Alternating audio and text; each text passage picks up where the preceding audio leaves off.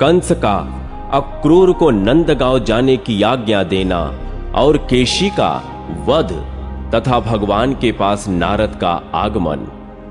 व्यास जी कहते हैं, महर्षियों, जब वृषभ रूपधारी अरिष्टासुर, धेनुक और प्रलंब आदि असुर मारे जा चुके, गोवर्धन पर्वत धारण करके श्री कृष्ण ने गोकुल को बचा लिया।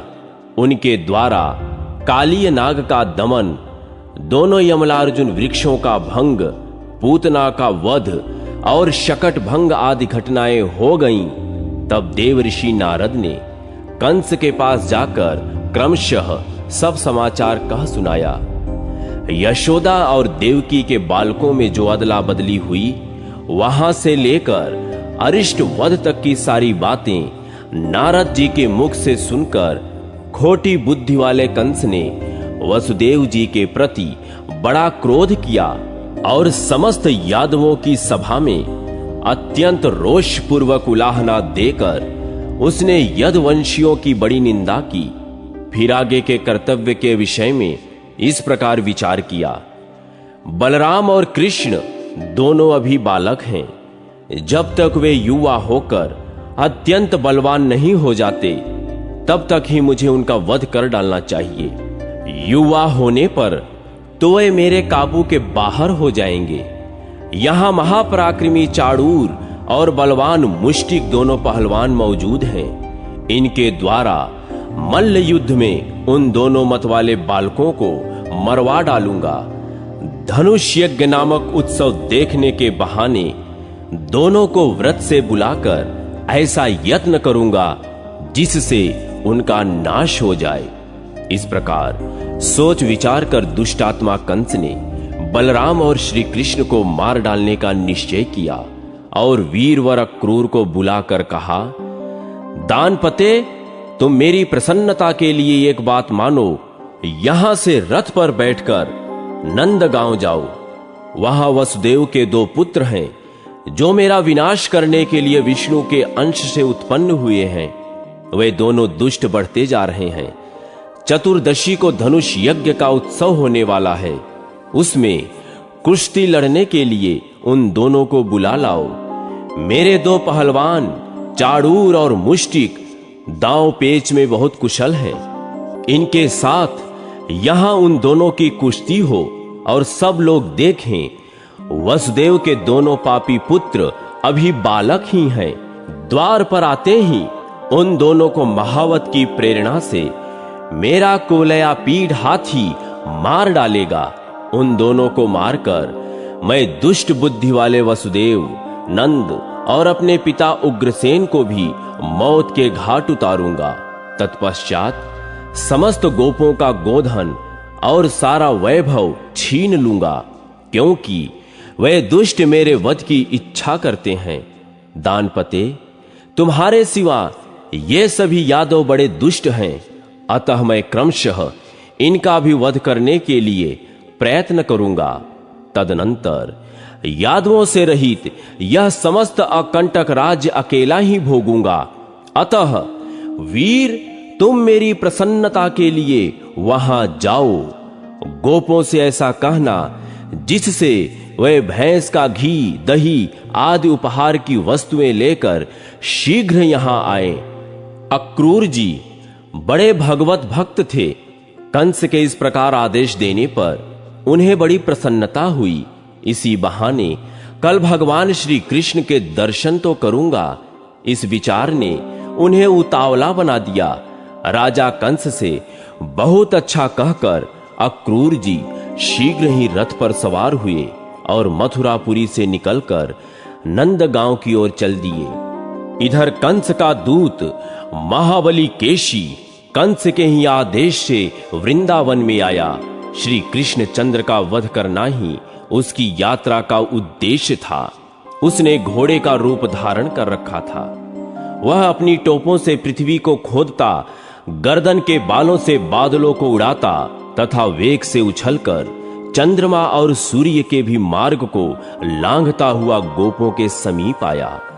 उसके हिंसने के शब्द से समस्त गोप और गोपांगनाएं भयभीत हो भगवान गोविंद की शरण में गईं। उनकी त्राहि त्राहि की पुकार सुनकर भगवान श्री कृष्ण जल पूर्ण मेघ की गर्जना के समान गंभीर वाणी में इस प्रकार बोले, गोपाल गण, इस केशी से डरने की आवश्यकता नहीं है। आप लोग तो गोप जात के हैं, इस तरह भय से व्याकुल होकर अपने वीरोचित पराक्रम का लोप क्यों कर रहे हैं? अरे, इस दैत्य में शक्ति ही कितनी है, यह हमारा क्या कर लेगा? यह तो जोर जोर से हिनहिनाकर केवल आतंक फैला रहा है। इस पर तो दैत्यों की सेना सवारी करती है। यह दुष्ट अश्व व्यर्थ ही उछल कूद मचा रहा है। ग्वालों से यों कहकर भगवान ने उस दैत्य से कहा, ओ दुष्ट, इधर आ, मैं कृष्ण हूं। जैसे पिनाकधारी वीरभद्र ने पूषा के दांत तोड़ दिए थे, उसी तरह मैं भी तेरे सारे दांत गिराए देता हूं। यों कहकर भगवान श्री कृष्ण केशी के सामने गए। वह दैत्य भी मुंह फैलाकर उनकी ओर दौड़ा। श्री कृष्ण ने अपनी बांह को बढ़ाकर दुष्ट केशी के मुख में घुसेड़ दिया। उससे टकराकर केशी के सारे दांत शुभ्र मेघ खंडों की भांति छिन्न भिन्न हो गिर गए। श्री कृष्ण की भुजा केशी के शरीर में बढ़ती ही चली गई। जैसे अवहेलना पूर्वक उपेक्षा किया हुआ रोग धीरे धीरे बढ़कर विनाश का कारण बन जाता है, वैसे ही वह भुजा भी उस दैत्य की मृत्यु का साधन बन गई। उसके जबड़े फट गए। वह मुख से फेन और रक्त फेंकने लगा। नस नाड़ियों के बंधन टूट जाने से उसके दोनों जबड़े बिलग हो गए। वह लीद और पेशाब करता हुआ धरती पर पैर पटकने लगा। उसका सारा शरीर पसीने से तर हो गया। वह थककर प्राणों से हाथ धो बैठा। उसकी सारी हलचल समाप्त हो गई। जैसे बिजली गिरने से किसी वृक्ष के दो टुकड़े हो जाते हैं, उसी प्रकार श्री कृष्ण की भुजा से वह महाभयंकर असुर दो टुकड़े होकर गिर पड़ा। केशी को मारने से श्री कृष्ण के शरीर में कोई थकावट नहीं हुई। वे स्वस्थ रूप से हंसते हुए वहीं खड़े रहे। उस दैत्य के मारे जाने से गोप और गोपियों को बड़ी प्रसन्नता हुई। वे श्री कृष्ण को सब ओर से घेर कर आश्चर्यचकित हो उनकी स्तुति करने लगे। इस समय देव ऋषि नारद बड़ी उतावली के साथ वहां आए और बादलों में स्थित हो गए। केशी को मारा गया देख वे हर्ष से फूले नहीं समाते थे। नारद जी बोले, जगन्नाथ, आपको धन्यवाद है। अच्युत, आपने खेल खेल में ही इस केशी को मार डाला। यह देवताओं को बड़ा क्लेश दिया करता था।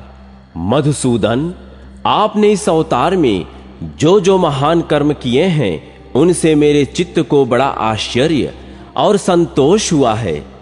यह अश्वरूपधारी दैत्य जब गर्दन के बालों को हिलाते और हिनहिनाते हुए आकाश की ओर देखता था, उस समय देवराज इंद्र और संपूर्ण देवता भी थर्रा उठते थे।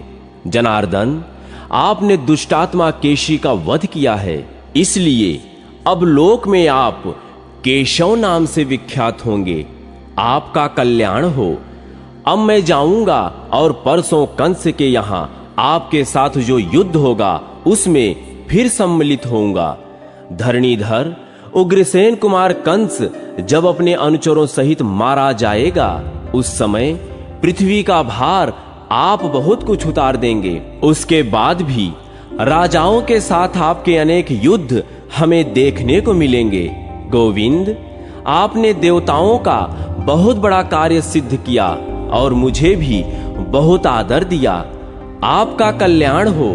अब मैं जाता हूं। यों कहकर नारद जी चले गए। तब श्री कृष्ण अत्यंत सौम्य भाव से ग्वालों के साथ गोकुल में चले आए।